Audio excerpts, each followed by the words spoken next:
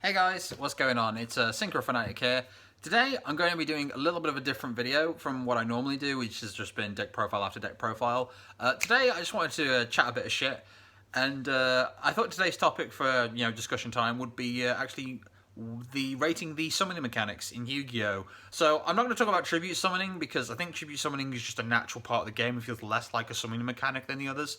So the ones I will be talking about today are Ritual, Fusion, Synchro, Xyz, Pendulum, and Link summons. You can probably guess which is my favourite already, judging by the title of the channel, but that's beside the point.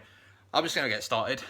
So I think we'll start from least favourite to most favourite.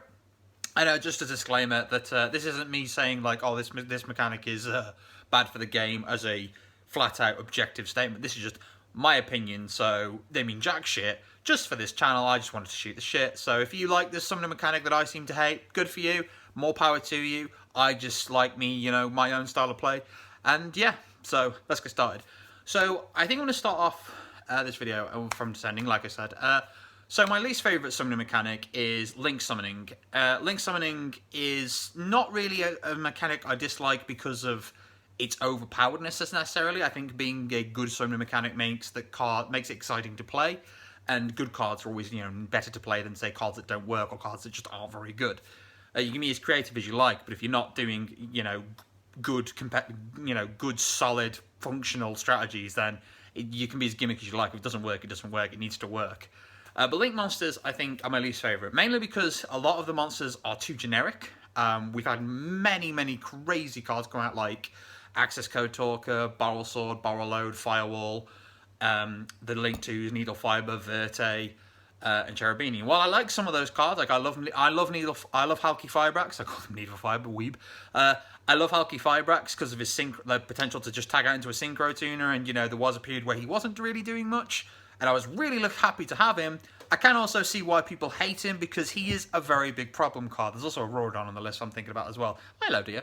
But Link Summoning, I think, has a very... It's going to be a weird analogy, but if you think of like an MMO party mechanic, they feel like the supporters where they give you some really cool effects and some real good consistency boosts or a very powerful play that you can do, like Needle Fiber can get you into, it gets you a tuner and then gets you into a synchro tuner, like he sets you up for further crazy plays.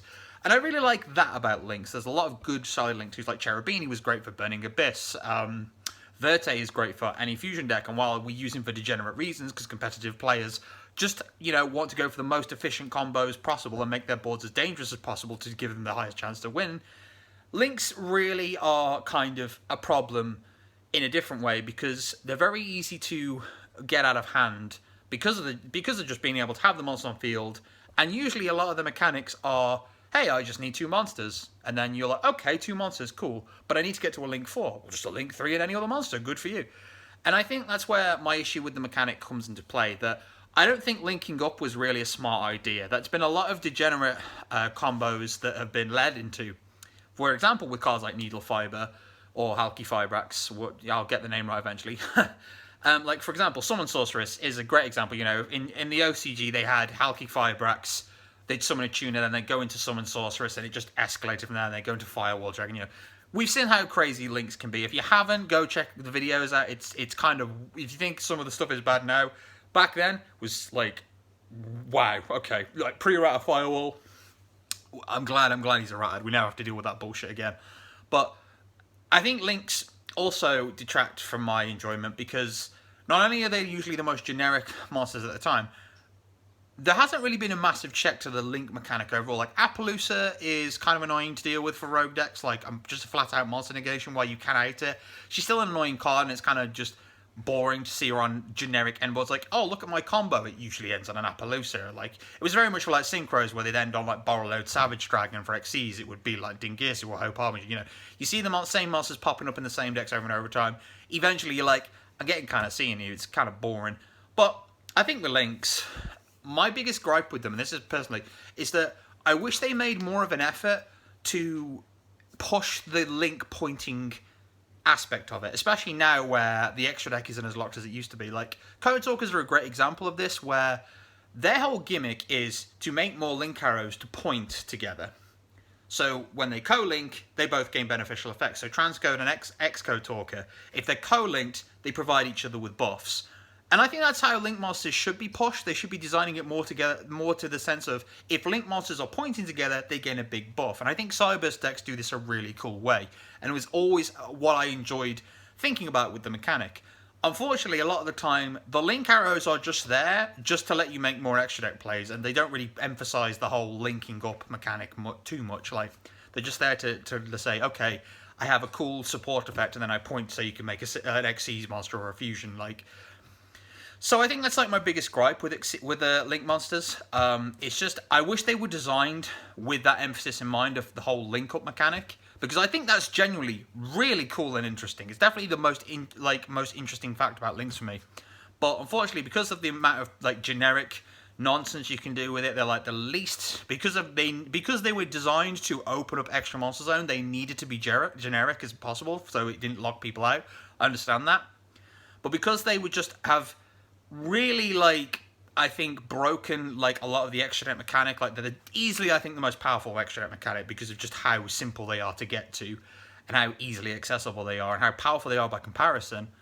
I think links have really like given me a sour taste in my mouth. And there's also still that the Vrains era bit where I couldn't really play my synchro decks the way I wanted to because of links. And the only reason they were like that is apparently now from my perspective was it was a weird way to just nerf Pendulum. Like, it was just, okay, we're going to make links to nerf Pendulum, but also nerf the other extra mechanics, and then they realise, oh, people are upset that they can't fuse Synchro Xyz. Well, we'll just revert the change.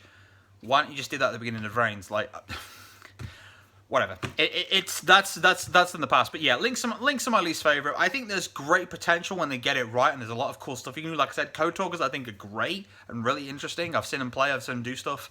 But most of the time, Nightmares are also pretty funny as well.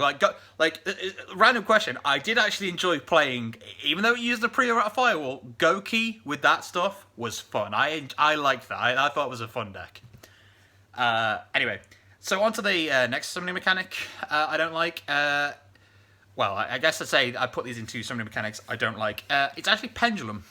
Pendulum is kind of weird for me to say, really, because I really like Odd Eyes as an archetype. I like Pendulum Magicians as an archetype. Those were really fun decks. But I think Pendulum as a whole is... It's not fun being a Pendulum player. You're having to play a deck that is pretty much considered to be the problem with Yu-Gi-Oh! A lot of the time. You know, every numerous summoning card goes, Synchros killed Yu-Gi-Oh! Xyz killed Yu-Gi-Oh! Pendulums killed Yu-Gi-Oh! All that bollocks and rigmarole, and people are still thinking it's Pendulums. It's like, the game's not dead. It's doing pretty well, even after the link nonsense. But Pendulums, to me, I think, I don't like as much as I used to. I had a period where I was really a big fan of Pendulum monsters, and that was thanks to Odd Eyes and Pendulum Missions. I thought those decks were really interesting. Notice I keep bringing up the anime decks. Yeah, I do like my animes. But I think a lot of the Pendulum decks that I enjoy were like one-offs. They were exceptions. They were like, if I look at Cliff Forts, I don't like the Pendulum mechanic for them. It's barely noticeable. But Abyss Actors, don't really care for them. What are the Pendulum? Metal Foes is a very popular Pendulum archetype. Don't care for that whatsoever. It's just, Pendulum as a mechanic, I don't think is very cool and interesting. And I don't really know why. It just I think setting up two scales to just Pendulum summon monsters out, and I'm talking about pre-nerf as well as post-nerf, because post-nerf is just even like less interesting because you have to incorporate links and stuff to push them further, and it feels very much like a watered down mechanic now. But overall, it leads you to a lot of killer cards in terms of the mechanic, like Anti-Spell Fragrance. Just means you have to set your spells like a turn and set the spells before you can use them, so you have to wait a turn. But Pendulums, oh no, you just can't. You can't activate your Pendulum scales. Well, that just feels like a hate crime, to be honest. Like I don't know what I've done to deserve this, but sure.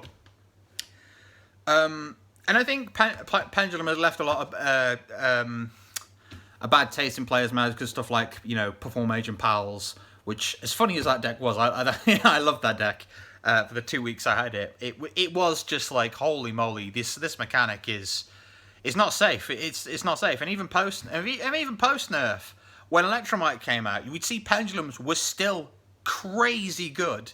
So the nerf was justified, But because of that, and Electromite, and Konami not banning Astrograph in that era, like you saw some crazy combos popping off where multiple negates. It was a meme, but it was a meme that was actually accurate because you were making multiple negations. Like, oh, I've got my 1 monster negate, 2 monster negate, fusion, my fusion that negates anything, etc., etc. Like, and I feel that kind of era, that kind of deck building was kind of pushing towards the style of play we have now, where it's like multiple negations on board. Like, if you're not making 2 to 3 negates, then your deck's just not going to compete or do very well. And cards are getting more durable now to push through it, but we are just escalating the power creep to such a level now that I think the game, this is why I feel Konami are trying to bring the power level back down with their archetypes like Dogmatica, Tri-Brigade, and Swordsoul. You can see they are trying to steadily bring it back down again, but make the decks worthwhile. And then there's archetypes like Adventurer that come out that just say, oh yeah, okay, because we now protect all this stuff. Look at all this broken shit people are doing that you can still do with the cards you haven't dealt with. And is a different topic I'll get to another day, is probably Konami and how I don't like how they handle the ban list anymore, but that's a different topic. What I don't think really Pendulums do is their identity is kind of non-existent anymore. Like, why I liked Pendulums as a concept when they first started was that you had this extra deck filling up, and it was like a toolbox of choice. That when you Pendulum someone, you could say, right, what monster do I want from here for a particular reason? And now it's just a case of, well, we understand that's kind of crazy, so we have to nerf it. And fair enough, yeah, the nerf was justified. This isn't they really made Pendulums bad. No. Nerf was fully justified because Pendulums were stupid. I just think that it lost the big interesting point of it for me was when they nerfed it in a weird way. Like, I still played Odd Eyes, I still played Pendulum Magicians, but, when Pendulum Magicians I only played pre-Electromite because I enjoyed the toolbox aspect of it. When it made the multiple negations and stuff, nah. It just turned into something I didn't enjoy. And since then, I've looked at, like, other Pendulum archetypes that have come out. I've tried picking Pendulum Magicians back up again and other stuff, like just and other Pendulum decks. I just don't like it. Like, the only Pendulum deck I think I truly have enjoyed is Odd Eyes since Electromite came out. Now this begins to sound like, oh, you just hate Links in their entirety, and no, I'm just saying that Electromite made me enjoy Odd Eyes, so he actually did me a favour in that regard because he made Odd Eyes actually really playable, which was great.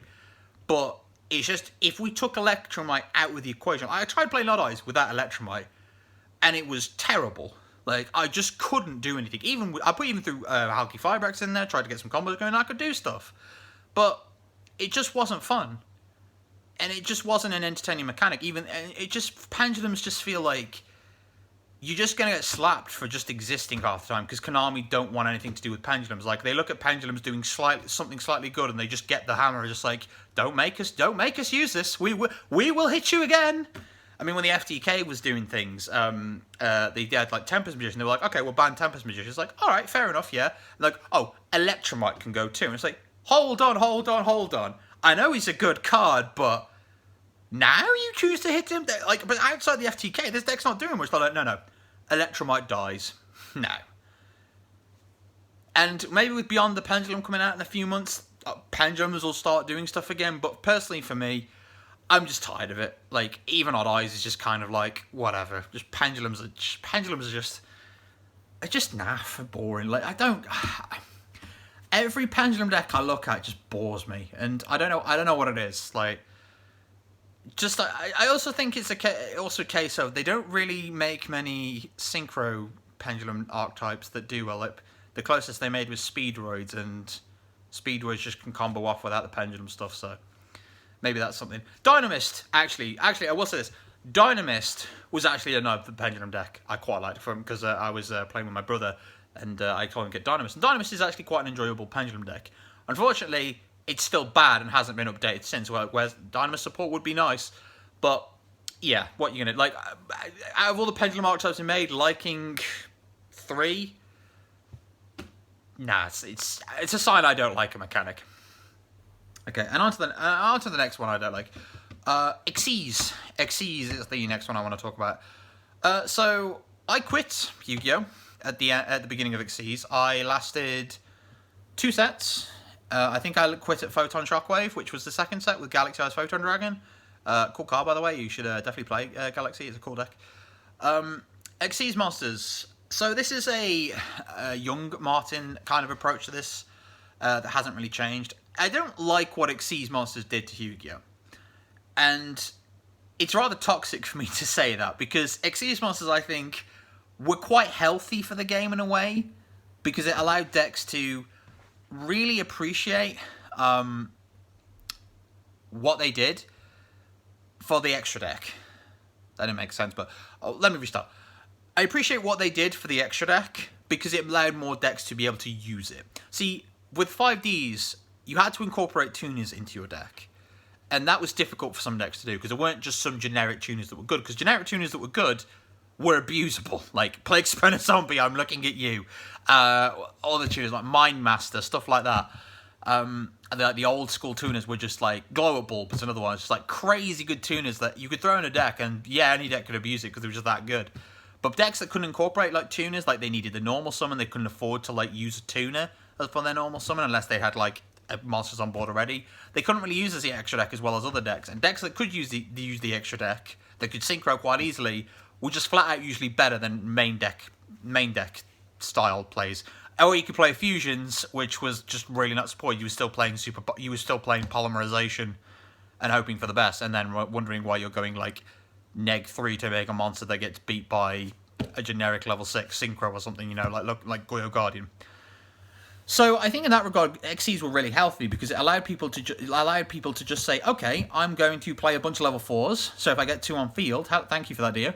I can just overlay them, get a cool monster out of it, and I can combat the synchro decks because I can't afford to play tuners. And in that, I think, great job. I think that was a really smart idea. Unfortunately, I didn't like what it did to deck building. This is where I think I have an issue with Xyz, is that the cool thing about synchros for me, and the thing that Xyz took away, I think synchros were more interesting for deck building, because you had to build your deck with tuners in mind. But not only that, you also had to build it with levels in mind. So you had to have a multitude of levels for different synchro monsters. So if you wanted to make 8s predominantly, you'd have to play a lot of level 3s, maybe some level 4s. But then you have to say, okay, can I use these to tune with other monsters to get into level 8s easily enough? If the answer was yes, you had it. But if you didn't, you had to say, okay, maybe I'll go back to the drawing board. What other synchros can I play? Can I play a tuner that makes this feasible? Is there a tuner that just accelerates itself, you know, that lets me get to level 8 a bit easier from my deck? And there was a lot of innovation and deck building creativity going on, that people incorporated these synchro monsters and tuners into their decks. Because let's say you couldn't make level 8s easy. You would have to start looking at the level 6 pool, the level 5 pool, the level 7 pool, and say, like, okay, what synchros can I use that I can make easily enough? And that's when, like, these silent cards, these heavy hitters that came out that were good for specific levels that you'd never seen before. Like, zombies could play Bryonak, they could play Yugioh, which every deck wanted to play because those cards were great, but they could do it. It was so easy that it made them crazy strong. But if they wanted to, they could also play Doom Kaiser Dragon, Revive King Hades. And it's like, cool, those are actually, you know, they need zombie requirements, so they will specifically for zombies, but they could play them if they chose to, because they could make level 4s and level 2s easily enough. But there's other decks like Synchrons that had so many different levels and so many different synchro monsters that they said, okay, what synchro monsters do I want to preference? Do I want to preference Drill Warrior so I can do Dandelion loops? Do I want to make Road Warrior consistently so I can get the free special summons on the deck? Do I want to be, you know, using the Warriors as a backup plan, but really I want to focus on Stardust, for example, if I'm playing a Stardust themed deck or something? And then there was stuff like X-Sabers that said, okay, we have like usually a good range of like level 6s, level 7s, some level 5s, and occasionally a level 9 we can get into Gotham. So we had a long winding list of stuff we can do, and we can experiment. We can change our synchros for the format. But to Xyz, back to Xyz before I go on and synchros. Xyz took away the tuner aspect, which I might understand why, because tuners are kind of a limiting kind of like requirement to synchro summon, and even though I think that's good balance, I can see why people get a bit annoyed with limitations. But I think limiting people's creativity to some degree is important. Otherwise, you get scenarios like we have right now, where things are out of control once again. But Xyz monsters, I think, were healthy for the game, but personally, I didn't like what it did for deck building, because now you're not thinking about tuners. now you're not thinking about playing different levels. You're thinking, okay, I want to make level 4. I want to make rank 4s. So I'll just fill my deck with level 4s that special summon themselves, and the extra deck will do the rest, and then I'll just play generic stuff. Maybe I can throw some level 3s in there. Like, you could play some rank 3s, throw some level 3s in there just to make them in case you do, but it just simplified monsters and deck building to a point that I just didn't really enjoy. You weren't playing like a couple of level 1s or a few level 4s or some level 3s and a 5 to make like different level synchro monsters. You were just saying, rank 4s are good. I'm going to play a bunch of level 4s and just say like this one specials itself and this one then specials itself so I can overlay them and do a thing. And it just, to me, it's still the same right now. It's definitely more interesting right now because of how you can change deck building and stuff with like all the crazy other mechanics you can incorporate into it. But Xyz really turned me off, and of course being the new mechanic at the time was going to be pushed and synchros were being pushed to one side. It really did leave a sour taste in my mouth, and personally, I don't think Xyz are bad for the game. People have said like, oh, Xyz killed the game. No, they didn't. They didn't. They killed the game for me, but that was then. And then I came back and I said, Xyz aren't that bad actually. Like Xyz are like, I don't like them to like a degree, but I will happily use them, and I don't really say like, oh my god, how could you use an Xyz? But like, this isn't a no synchros, no Xyz, no pendulum. This isn't that sort of thing. It's just I think overall, while I think Xyz were probably good for the game, maybe, I don't like them, and I don't like what they did for deck building, and I also hate the fact that a lot of them were just crazy powerful. Like when Shockmaster came out, you can read that kind of just like, what were you thinking? What were you thinking? Then they make Exciton Knight, you're like, again, 2 level 4s and you get a board wipe. Like, why? Why is this a thing? But then there's cool Xyz monsters like Castel, detach 2, shuffle 1. Perfect, just one problem card, gone. It's like old school removal, like you just say, okay, I use 2 level 4s to make a Phoenix Wing Wind Blast. Cool, that's cool. Dark Rebellion, awesome Xyz mon, one of my favourites, because it just goes, detach 2, you're halved, I'm now big, smack. Cool Xyz monster, I like that. Like there are Xyz monsters I do like. Galaxy, again, like I said, Galaxy is great fun. Just making a big dragon to smack or some like towering mech-like dudes. Great fun deck, I like it. So, and Burning Abyss. Burning Abyss was another one I really enjoyed. Less so now, but I still enjoy Burning Abyss, like good old Dante and some other rank 3 shenanigans. And Xyz are a fun mechanic, and the whole, like, what I did quite like was the whole, they have like ammunition with the overlay units. So in theory, they're supposed to have effects that like you can only use so many times, which I thought was a cool idea. But overall, I don't really like Xyz in comparison to the other mechanics, and it's definitely one of those mechanics I'm a bit cold on still. Like, I will play Xyz decks. I will enjoy some Xyz decks, but they have to be like really particular for a playstyle. And like Phantom Knights is an example of one Xyz deck I do like, because you play mainly rank 3s, but there's lots of rank up changes you can do, which I know a lot of the Exexel era stuff tried to incorporate rank up Xyz change and stuff like that. But it felt like a gimmick that was just like, yeah, this is just to appeal to anime like lovers who want to make like, a bigger Utopia or a bigger shark dragon thing. Like I don't even know what it's called, Shardrake Vice or something. Yeah, so that's Xyz. But next mechanic I'd like to talk about is rituals. Rituals are, again, like just the middle ground. I'm like, they're cool, I guess, but too much work, too much investment rather. And yeah, the only ritual mechanic is probably the only ritual deck I actually quite like. Is probably everyone else's is Necros, because Necros are just based on some Hidden Arsenal famous monsters like Bryonak, Trishula, etc., etc. And it actually was like a crazy good deck back in the day, which I didn't play it back then. I picked it up when when they got the reprints and stuff. I picked the deck up, had fun with it then. And yeah, it was alright, but that's like one example. Incantations made Rituals a lot better, and I appreciate what they did with that archetype, that they gave Rituals some good generic support, but had a clear condition and when designed for Rituals. Like, they're on the field, you're not Xyz summoning, you're not Synchro summoning, you're not Fusion summoning, you're Ritual summoning, but we're just going to get you all the cards you need.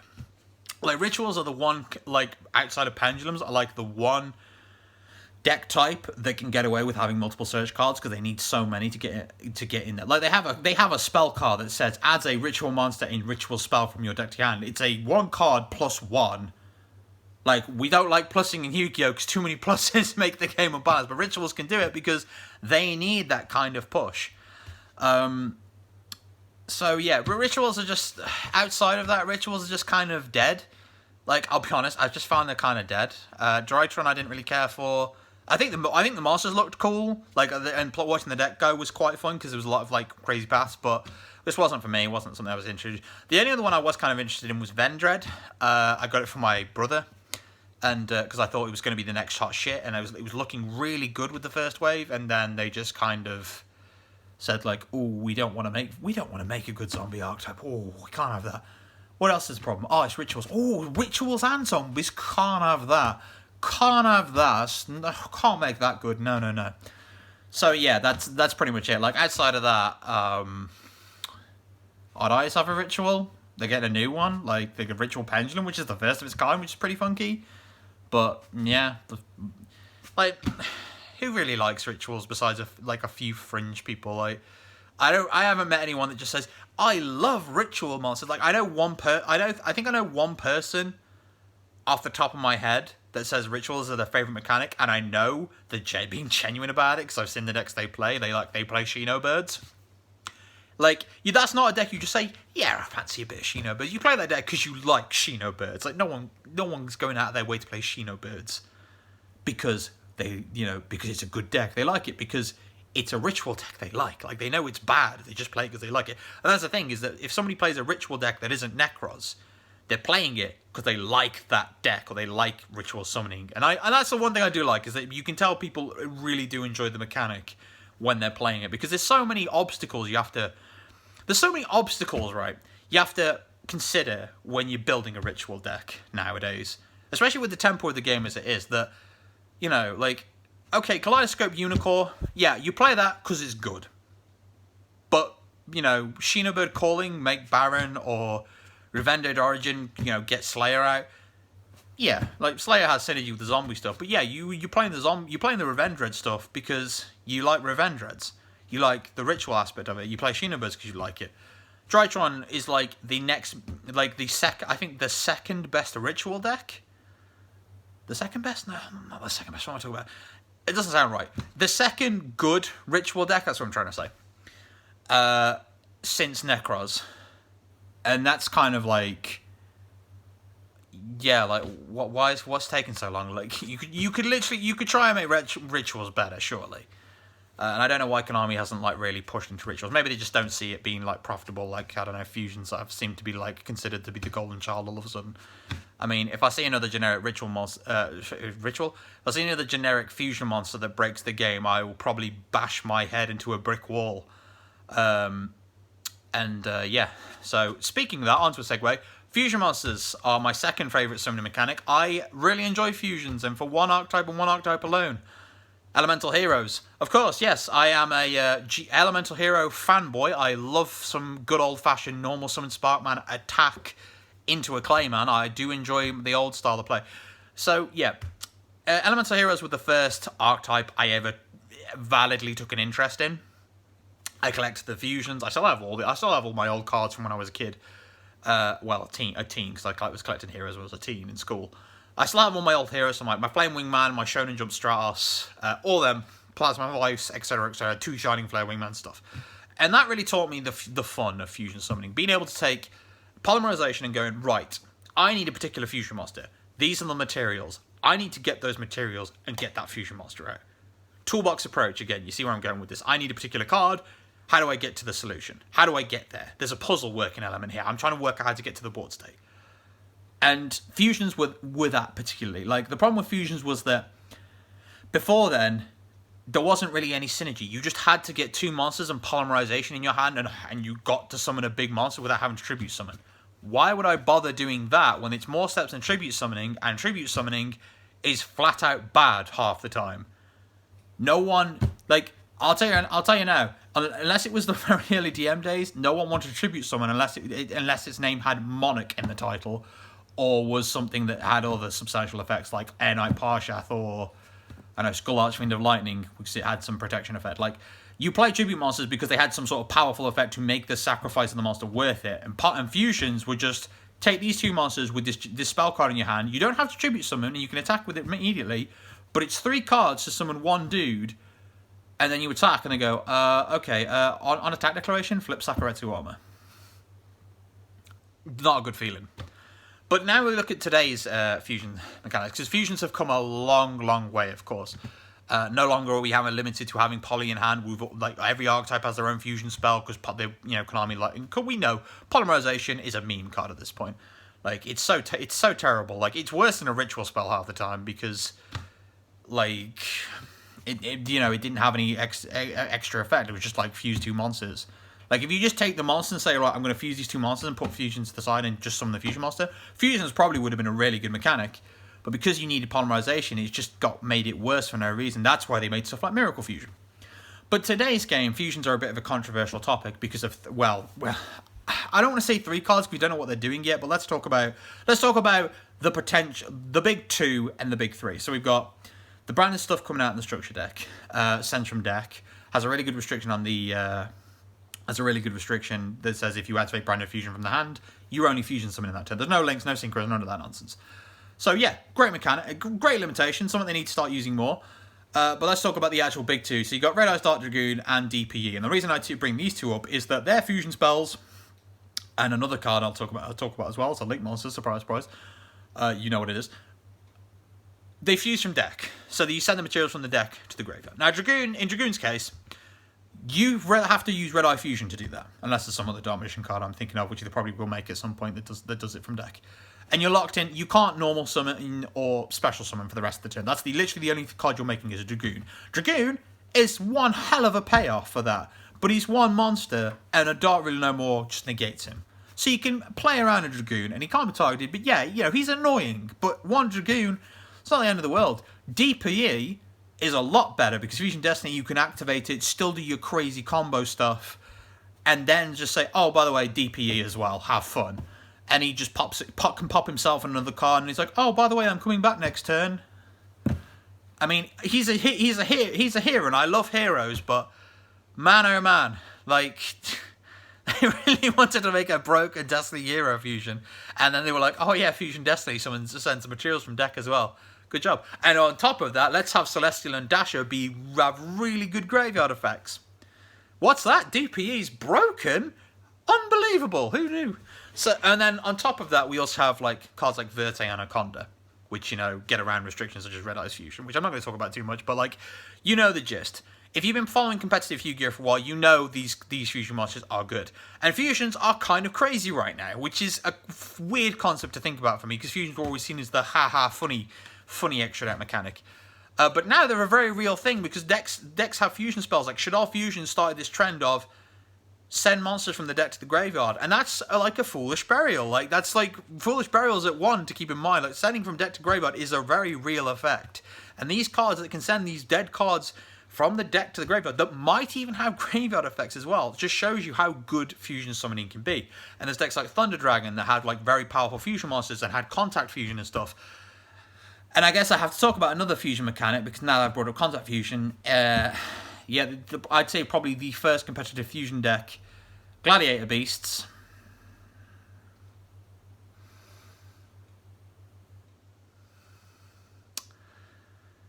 I don't know. I don't know. I'm just not going to talk about. No. We'll leave that in the past. We don't need to talk about that. But again, yeah, there's lots of cool different archetypes that have been fusion summoning. And fusion summoning has developed to a point now where they're becoming the problem extra deck mechanic outside of links, and generally because sending monsters from deck to graveyard is quite the benefit. And Fusion Destiny is probably one of the best fusion spells ever printed, but it's only as good as the fusion monsters it makes. Like pre-DPE, heroes would still play it because they got a free fusion out of it, but the best they were getting is Dystopia, which is a pop once, because then it relates its attack to normal. So it's 1 pop and a quick play, which is still good, but it's still not really like, oh my god, this card must be banned because it makes this crazy boss monster. But now that DPE is a thing, if you have out Fusion Destiny, you just drop it and get a DP for free, it's causing trouble. And it's like, oh, I've got these 2 monsters spare, I'll just send them off a Verte Anaconda and you'll send the fusion spell, and then you just send the material from deck. And yeah, you have to play bricks and stuff, But I think it's a real testament to say that how far fusion summoning has come along, that they really have to make these kind of effects on it to let fusion summoning keep up. They have to be able to send monsters from deck to graveyard, because having monsters in hand, unless you can just search multiple copies of them like Fluffles do, just isn't really good enough anymore. And it's why I still enjoy fusion summoning, because the concept of taking two monsters and mashing them together to make some like crazy cool boss is cool. Like, Shaddolls are cool for that. Like, Heroes. Again, I'll bring up Heroes again. Gladiator Beast, because of the contact fusions. Like, as much as I despise that deck because of one green-beaked bastard, the contact fusion thing was a really cool idea. They took Neos' design and says, we like that, but we're going to do it better. And taking the two monsters, putting them back into the deck without poly was genius. Like, it just allowed fusions to actually be decent for once. But since then, Contact Fusion, the only archetype I think that's Contact Fusion was Thunder Dragons, and they just made Colossus, and they could make Titan and stuff if they wanted to. And they had their own fusion spell, so they had the best of both worlds. And there's lots of different cool fusion ideas, like Metal Foes can fuse with pendulums and stuff. There's been the Contact Fusion stuff. I think one of the Draco Slayer cards is a fusion. Dynasty Power, I think it's called. Yeah, Dynasty Power. And Shaddolls, Gem Knights, there's, like, if you ask people to name a fusion archetype they like, they've probably got one. Like, fusions, especially if they're from GX, because, you know, people like GX. There's people that like Ojamas, like, that's another fusion archetype. You can make a Ojama King or Ojama Knight, you can just have a giggle. But for me, it is a lot of nostalgia from Elemental Heroes. I had a max rarity hero deck at one point. Well, nearly max rarity. I think I was missing one Shonen Jump fusion or something. It was borderline max rarity, but I had like Ulti Dark Claws, Ulti Miracle Fusions, Hero Lives, Stratuses, etc., etc. And then I sold it because I didn't play it very much anymore. I thought it needs to go to somebody who appreciates it as much as I do. But yeah, like, I love heroes that much, and that's probably why I love fusion summoning so much. It is just a cool mechanic. It's just nowadays it's kind of gotten to the point where you need to start limiting it in some form or another, because I don't want a DPE situation every 2 weeks, and Dragoon is just his own beast. Like, he's not a problem right now, but it's still annoying to come up against and deal with because of Verte Anaconda. Please ban Verte Anaconda, by the way. And again, regardless of that, fusion summoning isn't going to be, like, knocked down because of it. Like, DPE looks cool. I don't care if you hate it. He looks cool. Fight me. You can fight me if you disagree. Like, and despite him being a bit of a problematic pain in the arse card when you're facing off against him, for Destiny Heroes, it's a great card. Like, and if you play it in its proper deck, you know, yeah, like, it's just good. Like, it's great to see fusions, like, making this massive board of, like, 4 or 5 purple cards. Like, damn, where did this come from? It's only just these niggly problems right now where they're just nagging at us going, oh, Verte Anaconda, send the materials. Oh, I'll do full combo. My last card was Fusion Destiny. Drop the Fusion Destiny. Have a DPE as well, because I happen to open it and it just says the rest of the turn. That's why I quite like Brand of Fusion, because Brand of Fusion is like, you can send the materials from deck to graveyard, but you're only fusion summoning the turn you do this. So if you've link summoned, this card can't be activated. And I think that's probably a good idea to take it in the future. So I'm looking forward to what they're coming out with in the future. But yeah, just start learning that splashable fusion engines aren't really a good idea. Like, I can't quite believe the Brilliant Fusion happened again. Hello, Jojo.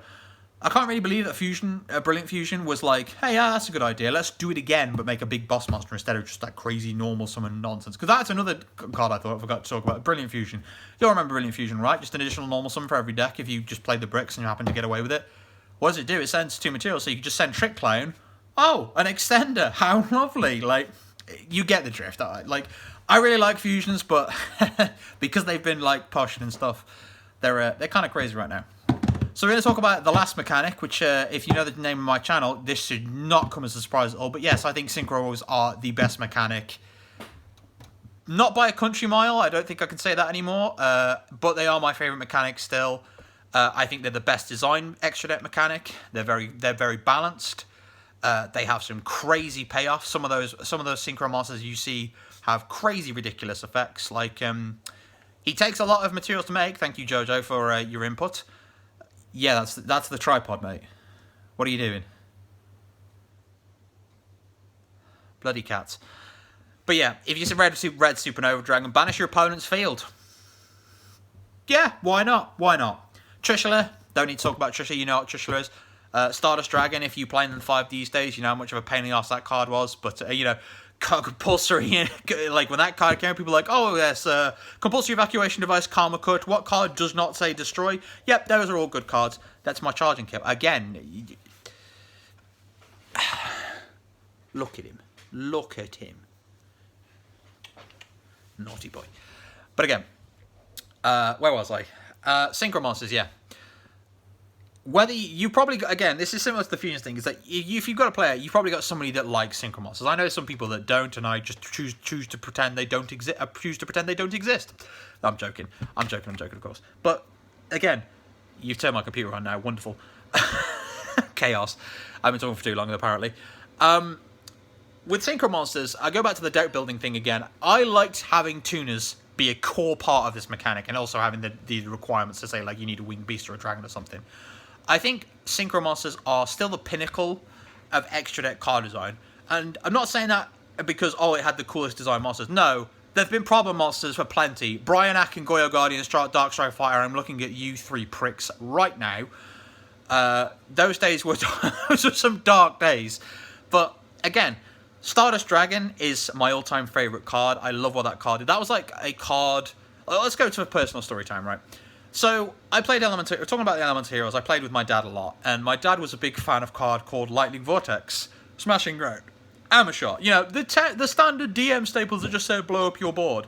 And as a player that was trying to play fusions, you know, and tried to fuse 2 monsters, negged horribly to make these fusion monsters and lose them to that, was pretty tragic.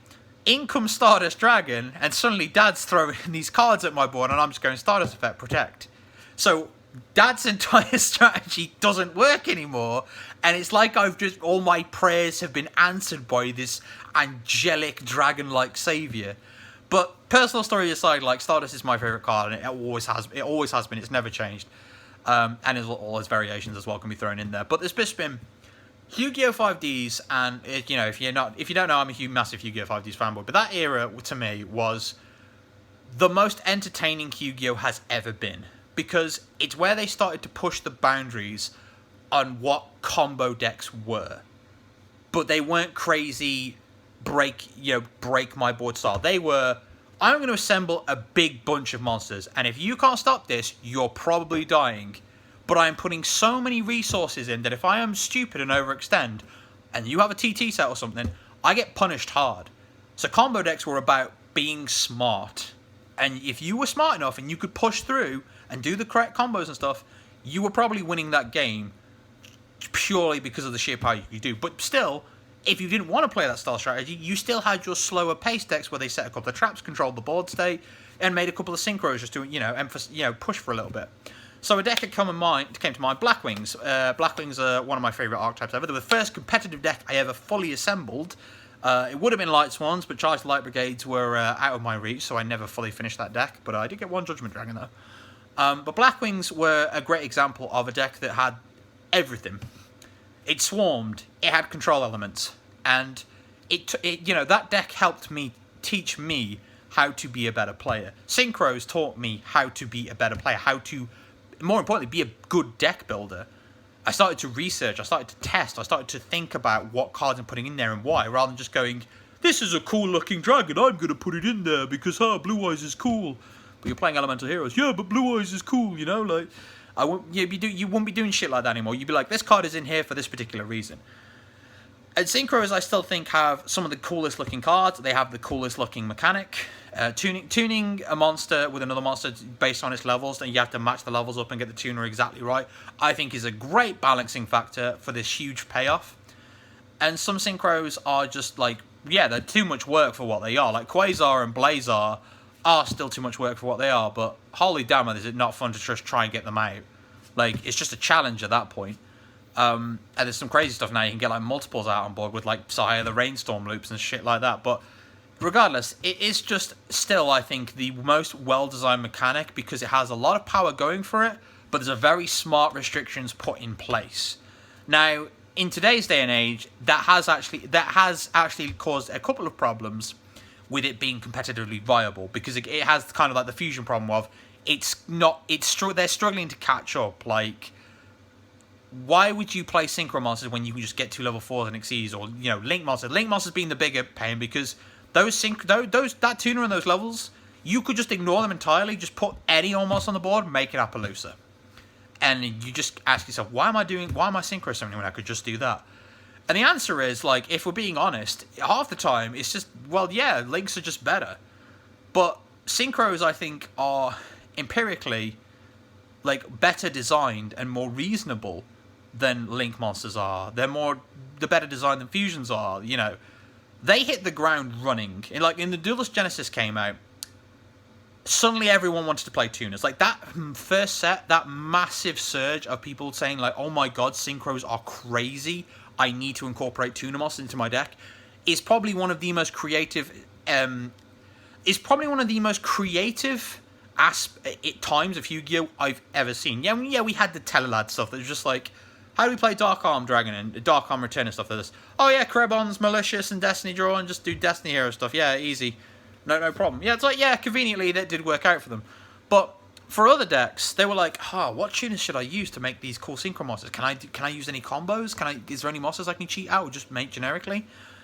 And people were being creative because they wanted to play. They wanted to summon Stardust Dragon because it would protect them from like Mirror Force and Retro Tribute. They wanted to play Yugioh Guardian because a 2800 beat stick that snatched opponents' monsters was honestly ridiculous. What were you thinking? But again, they were that good that you wanted to play them. Bryanak was the thing. When Trish came out, people were like, I need to make 3 monsters and get level 9 out. Why? Because Trish is insane. Darkstrike Fire, the prick. Level 7, just tribute. Kill you before you should be dead, really. I mean, that card is just another one where I'm just like, what were you thinking? But Black Rose. I'm in a jam. My opponent's got too much establishment on board. Can I make a level 7? Yes, okay. Tactical Nuke inbound. Bang. Like, so many good memories. And nowadays, we've got decks like Sword Soul, where they have the token mechanic, and they just get a level 4 and level 4. Like token tuners we got now, apparently, which is kind of funky. Synchrons, like one of my all-time favorite decks. Synchrons, like Junk Speeder is. I mean, when they came out with it, we saw the Master 4 limitations, and then when Master 5 came out, it was just suddenly like, wow, okay, this is how you make a card crazy, but also balanced because no one's abusing it, but it still makes the deck really good. And it's fun being a synchro player. Like, it really is. Like, now that the link restrictions have gone, I'm enjoying being a synchro player again. So yeah, anything else really to add to it? Like, I guess it just comes from like this period in my life where Yu-Gi-Oh! Was pretty much my main source of entertainment, and it was when I was like beginning to experience the internet, go out there, go on YouTube and stuff, learn about animes and stuff like Japanese subs and stuff, see cards before they came out, learn how to play Yu-Gi-Oh! Like properly learn how to play Yu-Gi-Oh! And how to be a better deck builder, and synchros were at that time. So yeah, you could argue, well, you're just being nostalgic, but I think if it was nostalgia, I might have changed my mind at this point. But I always go back to synchros, and Stardust has never really been changed from my favorite boss monster. And to be frank, my nostalgia doesn't come from 5Ds. It comes from stuff like GX and Duel Monster and the Duel Monster video games. Like, the first exposure I had to Yu-Gi-Oh! Was Yu-Gi-Oh! Forbidden Memories of the PlayStation 1. Twin-headed Thunder Dragon is MVP, and Meteor Black Dragon is second. Do not forget this. Megamorph is your friend. But yeah, that was where I'd said get my nostalgic connections from. But 5Ds was just, I was like beginning to wake up, and and adult brain was starting to develop, and I was seeing combos, I was seeing patterns. I'd look at a card and I'd analyze it, saying like, what could I put this in? What synchros could I make easily with this? And I was starting to analyze cards and understand how they worked within the deck and how I could use them. So synchros made me a better player. It made me stronger as a player because of it. And while I don't really care as much for competitive play back nowadays as I did back then, which unfortunately I did not get to go to competitive events back then because of circumstances, but I tried to play it on the internet with like Tag Force and stuff, so I did get my competitive fix, and I just watched games and stuff when I could, because it was like really shitty quality cameras. Like Lithium still got some videos of like Plant Synchro format, which Plant Synchro is my favorite deck of all time. I think specifically Tengu Plant, because Reborn Tengu was crazy fun. You could do like dandelion loops and stuff, but yeah, synchros to me have always just been this mechanic that I think a lot of time and thought went into them. And to be honest, if without them, you wouldn't have Xyz, your Pendulums or Links, I don't think, because they hit the ground running and they were a huge success and got people like playing in. A lot of people will still say that the 5Ds era is the golden age of Yu-Gi-Oh! Now I can't really say because I wasn't playing during Xyz era either, so the Xyz era might have been the best, but again, for me, Yu-Gi-Oh! Was never better during 5Ds. It had some iffy moments, like Infinities are probably Archfiend, Launcher, like once per turns guys, like those cards responsible for why we have cards that say you can only do this once per turn is shit like that. So there's a lot of crazy mistakes made during 5Ds that Konami had to learn from, but holy moly, we got to have fun while we were doing it. Yep, 6 Samurais, they got like Gateway, Shiens, crazy shit like that. Blackwings, like I said, were great. X-Sabers are great. Dragoonity, one of my absolute favourite archetypes, the Goonity. Fucking knights that say, hey, we're going to take these dragons that you know, look like weapons, we're going to make a big-ass dragon out of them. Or the dragons grow up and just say, no, I'm going to get my own sword and I'm going to be my own warrior. Like, crazy. Just coolest shit I've ever seen. And Synchros just, like, incorporate most of... It's what I stay in the game for. I want to see the next big synchro, the next synchro that blows my mind, like Chaos Ruler did when Raza the Duels came out. That card came out, I was just like, it's like a card I've just designed in my head at some point in my past. I've probably made that card, and they've just said, we'll take what you designed and we'll make it better. Like, it's what I stay in the game for. And then we got the start of support last year. I'm still waiting on these Blackwing news, like Konami, by the way, answer my letter. My Blackwing designs are lit, and you know it. But yeah, I'm just looking forward to seeing what comes out from next Synchros. And like, I know the next one is Psychic Ken Punisher. He looks pretty radical. I'm looking forward to try him. Baron de Fleur. I can't believe Chevalier has got like a crazier synchro monster than say like half the synchro archetypes. Like, yep, you know, I just can't get enough of Yu-Gi-Oh! Because of synchro monster. Like I always try and come back to it because of the synchro monster. It's what keeps me going in this game. I think if I didn't like synchros as much as I did, I would probably quit Yu-Gi-Oh! A long time ago. So yeah, but that's been a bit of a ramble from me. Apologies for the lights in the video. I've noticed this the entire time, so probably should say this. Should have said this at the beginning of the video, but if you want to watch this as like a podcast thing, just, you know, put it down on the side and listen to me ramble while you're doing something else. Probably for the best. It also saves you looking at my ugly mug, but that's beside the point. But anyway, this has been the Synchro Fanatic. I thank you very much for your patience and listening, and give me some, give me a comment in the list down below. Like, you know, rate your favourite summoning mechanics. Tell me how I'm such a silly bully for liking Synchro monsters and why Xyz monsters are the supreme extranet mechanic, or tell me why I'm a boomer for liking Synchros all this time. Whatever you want, but like, share your opinion. You know, let's get some discussion going. And yeah, thanks for watching. I shall see you for the next video, whenever that is. So, peace.